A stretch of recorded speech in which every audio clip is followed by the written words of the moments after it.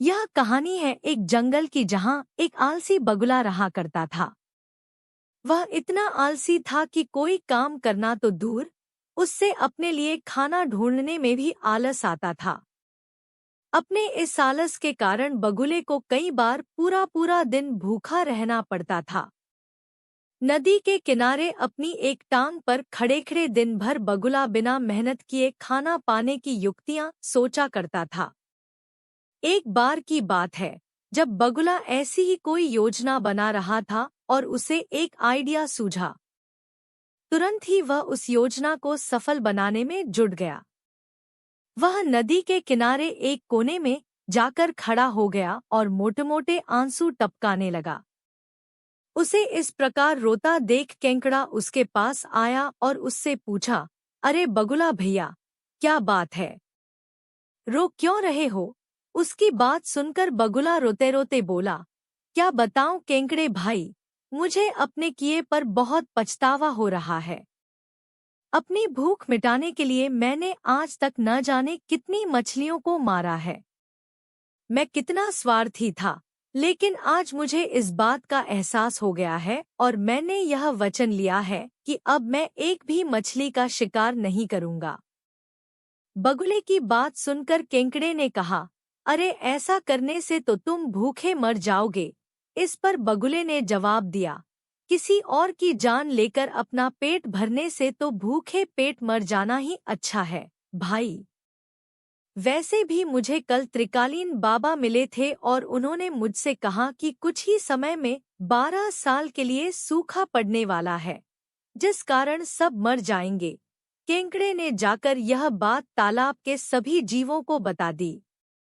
अच्छा, तालाब में रहने वाले केंकड़े ने चौंक कर पूछा, तो फिर इसका क्या हल है? इस पर बगुले भगत ने कहा, यहाँ से कुछ कोस दूर एक तालाब है।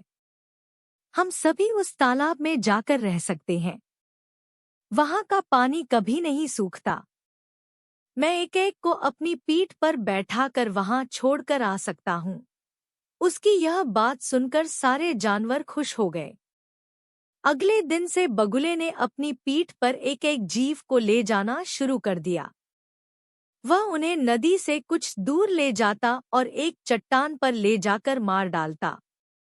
कई बार वह एक बार में 2 जीवों को ले जाता और भर पेट भोजन करता। उस चट्टान पर उस जीवों की हड्डियों का ढेर लगने लगा था। बगुला अपने मन में सोचा करता था कि दुनिया भी कैसे मूर्ख है, इतनी आसानी से मेरी बातों में आ गए। ऐसा कई दिनों तक चलता रहा।